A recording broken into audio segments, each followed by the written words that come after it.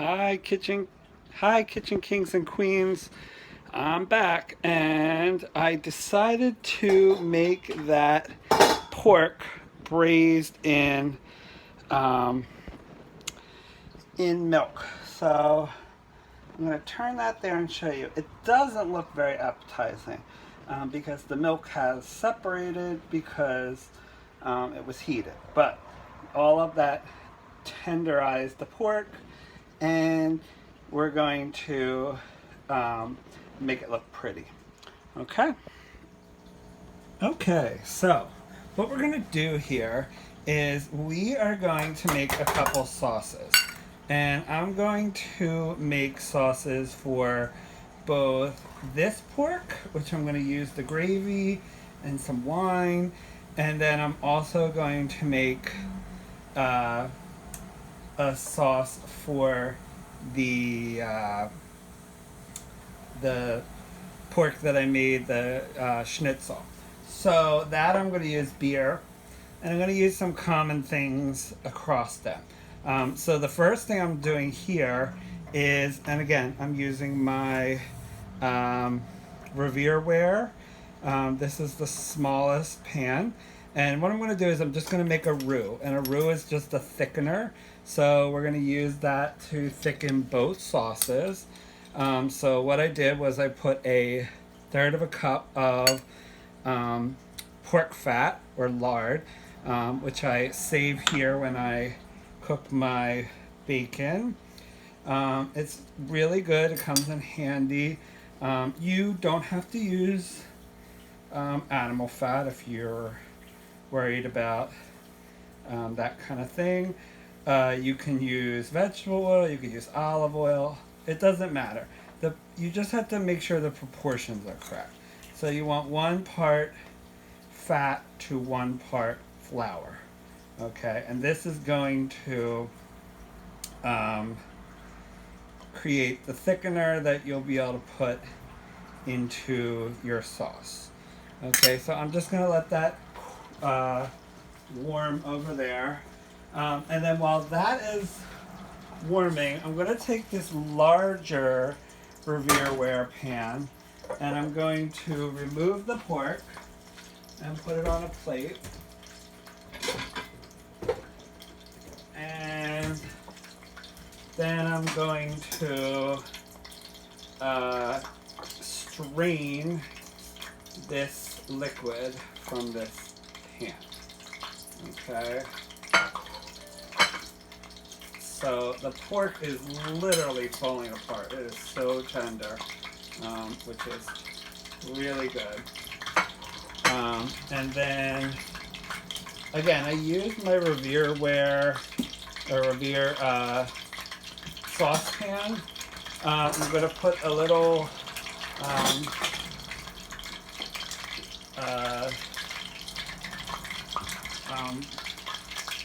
strainer there. And I'm actually going to do this off of the cooktop. So you may be wondering, do I have a stove? Yes, I have a stove. And if you saw the episode with the mac and cheese, then you will have seen that. All right, so I'm going to put in the flour now. And I'm going to stir that in. And you want to make sure that you stir and get it all dissolved. Okay? You don't want any lumps. You don't want any flour that's not dissolved into the fat. Okay, and I'm turning this down. I'm actually going to take it off the heat and put it on this other burner because you don't want it to burn. In New Orleans cooking, they make like a very, very dark roux. This is just like a traditional light French roux.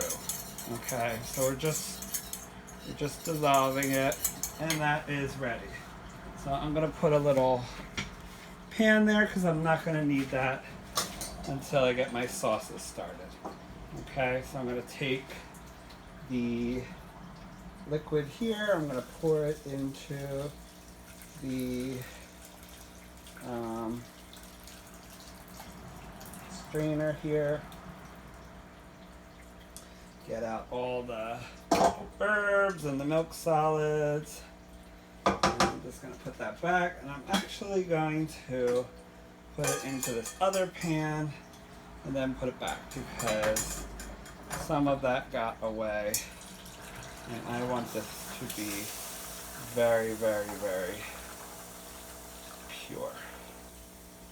Okay, so again, and back there. All right, so we are gonna make 2 different sauces, okay? And I'm gonna put some wine in the one for the milk braised pork. Some white wine. So this is some Pinot Grigio. You don't have to do this, but you can, and I would highly recommend that you do because it will really increase the deliciousness. So I'm going to turn that up, and then in the other one, the one for the schnitzel, I'm going to put some beer in there. Okay. And that one I'm going to add a little bit more of this. This is a really great product.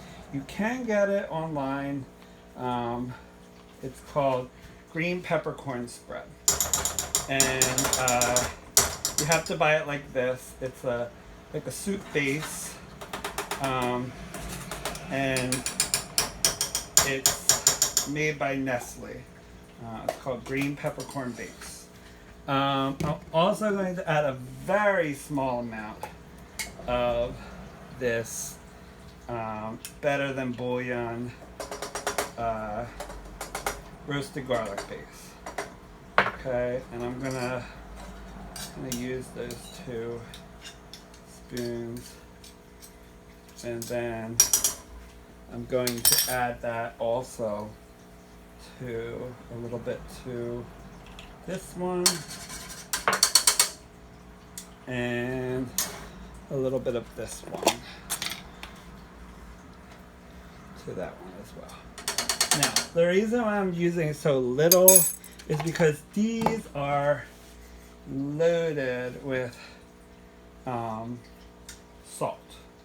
So I don't think I'm going to even put any more salt in either of these, just because they really are salty. Okay, I'm going to add some garlic powder in there, just because I want it to kind of melt into the sauce here. And then I'm going to add some fresh cracked pepper. And we're just going to get these boiling and reducing. So, back to why I'm using this. Originally, I was going to do this with my induction cookware, which probably would have been a better idea because it's really hot and humid in here. So, I really should have not used this electric cooktop, but I wanted to use the Revere Ware, so that's why I use the electric cooktop. Okay, so we are dissolving this, we are boiling this. Oh, and a couple other things. I'm going to add some Worcestershire sauce in there. That just adds like a real nice meaty flavor. And then I'm also going to add just a tiny bit of this Kitchen Bouquet browning and seasoning sauce. Okay. And since this beer one is German, I think I'm also going to add some Maggi seasoning to that one. So let me go get that.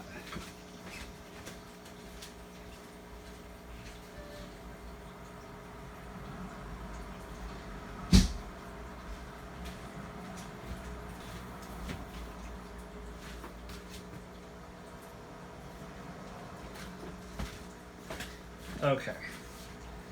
So the Maggi seasoning, this is like, I'm going to put a little in this one, but mainly in the beer one. Maggi is like, it's like magic.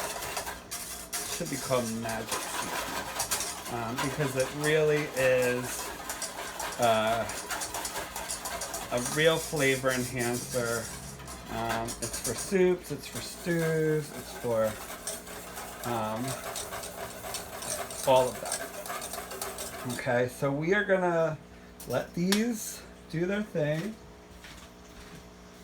I'm going to try each one right now.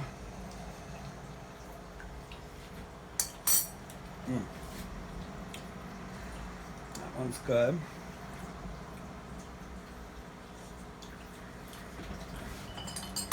And that one's good. Okay.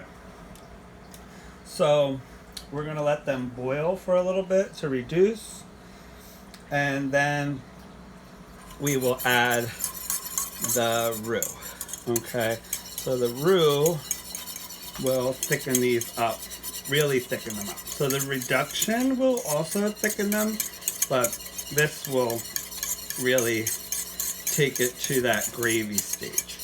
Okay, so I'm not gonna sit here and record 20 or 30 minutes of reducing, but we'll be able to see the final product. Okay, so we have reduced the sauce. Both of them are pretty well reduced. I'm actually going to turn them both down a little bit, and we're going to put in the roux, and then we're going to show you what this looks like plated up. Okay. So I'm going to add half of the roux to this one, and then I'm going to stir it in. And that's going to thicken and smooth out the sauce. Okay, it also changes the color, and it really makes it more gravy-like. Okay, and then I'm going to do the same with the beer one. Okay. I just want to make sure I get all the roux out. And then I'm going to, oh, that one's great. That one is like thick as can be now. So you want to make sure that you are stirring it rigorously so that you don't get any lumps, especially when you add in the roux. So I'm actually going to use 2 different spatulas here. And the one for the milk braise, the one with the wine, that one is a little thinner, and that's what I wanted because that one I didn't reduce the liquid as much, so I don't know if you could see that, but the liquid it's thick, but it's more saucy, while as this one, the beer one, is more like your traditional gravy. Okay, so that's the 2 sauces. I heated up some rice that I had made in a French style called a braised rice or a risotto. It's not the Italian risotto, it's the French risotto. So I just plated it up. I took the milk braised pork and I just took off some of the milk solids that were there just because they weren't attractive. They're not going to make it taste any different, but they just weren't super attractive. They looked a little chalky. So just to kind of make this look a little nicer, I'm just gonna put the sauce on. And there's my lunch, which is a nice little braised rice, braised pork, with a lovely pan sauce reduction with the wine. So, I also was thinking, while I was waiting for this to reduce, I was thinking, another reason why I like doing this on this little, buffet range is because not everyone has a 6-burner gas range. Some people have electric, some people may only have 2 burners. So I just kind of wanted to show also that you really can cook some pretty cool stuff in a pretty limited space. I think back to my first apartment when I was in college in Overbrook in Philadelphia, and I had like a little 4-burner electric range, and I had a little tiny oven, a little under-counter refrigerator, and I just had so much fun cooking there. That's where I really started cooking. My mom gave me a KitchenAid mixer for Christmas my first year in college, so that was my first big appliance. And then she also gave me a nice set of Calphalon cookware, so that was my first real professional cookware. And I still have a real fondness for Calphalon. All Clad is my go-to cookware, but Calphalon, especially that Calphalon, that was Calphalon from it was originally called Commercial Aluminum Cookware, was the company, and they were the ones that brought out Calphalon, and it was that line that was really what I got. It's real heavy gauge anodized aluminum. They have nice cast aluminum handles, and so there'll definitely be an episode on Calphalon, and they just were a really great company. Unfortunately, they're not the same company anymore. They've gone to a lot of stainless steel cookware. Their anodized cookware is not as heavy as it was. I guess that's the sign of the times, as they say. But if you could get your hands on some old Calphalon, especially the stuff that says commercial aluminum cookware, that stuff is really amazing. So I hope you enjoyed this video. I hope you like and subscribe. Like I said, if the different channels or different plays list in the channels are the vintage cookware, so that's where you saw this Revere Ware. Hopefully you watched that video. And then this series is all on using that vintage cookware to make either vintage recipes or family recipes. So that's, I think, the most fun for me, because I get to use the cookware and I get to share some of the things that, are my kind of family go-tos and some cool vintage recipes. And then the third series is the cooking school. So that's if you're really new to cooking and you don't know where to start. Hopefully you follow me through that journey, and I will share with you all I know about cooking, and it's based on different themes. So the first one's on eggs, and then from there on out it's just sauces and salads and meat and vegetables and cheese, and I try and give you something for each meal of the day in those series. So not only can you learn to cook, but you can learn to cook a whole menu for a day's worth of cooking from that episode. It also occurred to me that I didn't tell you how I made the pork. I showed you it cooking, but I didn't show you how to make it.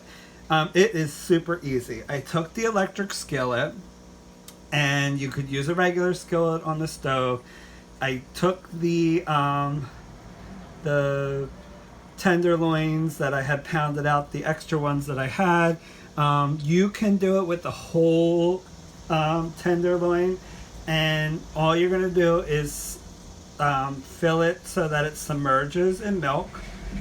So because these were thin cutlets, it was really easy. It didn't require a lot of milk, but if you do it with like a whole roast, you're going to have to take that and really use a lot of milk. Probably like a gallon of milk you would need. And then a couple sprigs of thyme, which is a very French herb. Some salt and some pepper. I would say probably about a tablespoon of each. I didn't go too crazy with the salt, only because the cutlets for this were marinated in the salt and pepper and beer, so they already kind of had the seasoning on them, but I did put a little extra pepper in there, a couple bay leaves, and then you just bring it up to a boil and then lower it down to a simmer, and you just leave it there for a couple hours, and that will just make your meat very, very tender. So I'll show you how tender this is. This is a spoon here. I can cut this pork with just a spoon. I mean, it's like literally flaking apart. So between the marinating and the milk braising, it really is tender. So that's basically all you have to do, and then you just leave it for like an hour and a half to 2 hours, and then it's done. And the pan sauce, that was just the drippings, wine, some kitchen bouquet, some bouillon of roasted garlic, butter, and green peppercorn sauce base, and you don't even have to do that. Like that, I just used because I have. If I was doing this, I would just put some green peppercorns in, or don't put green peppercorns in. Just put ground pepper. You don't need to. I just really like green peppercorns. I think it's a really great flavor, especially with meat. And then you reduce it, and you added the roux that we made, which is 1 part fat to 1 part flour, cooked till it's dissolved. Your fat is your choice. Butter is often used. Olive oil can be used. Vegetable oil I probably wouldn't use, just because I don't think it adds any great taste. But butter, and then you could use some rendered fat that I use, like the pork fat or lard. You could use some tallow, which is beef fat, if you were making beef. And you have it right there if you made the dish. So it's a good way to use the flavors of the dish. Okay. The braised rice, I will do a video on that all by itself. It's super easy. It's based on a Julia Child recipe, and I don't know if you all enjoy her, but I think she's great, and I just love how easy she makes cooking. Very intricate French food. Between her and Jacques Pepin, they just really take the fussiness out of French food and leave the fun. Now, I'm all for technique and stuff, and trust me, Julia, if you've ever watched her biography or saw that Julie and Julia movie, she has the pedigree, and she really was going through culinary school at a challenging time for a woman. But French food is really exceptionally good. It's very intricate. It's very balanced, leveled flavors. So I'm not saying that there's anything wrong with really high end French food, but French food, like Italian food, is also really simple food based on really simple, fresh, delicious ingredients.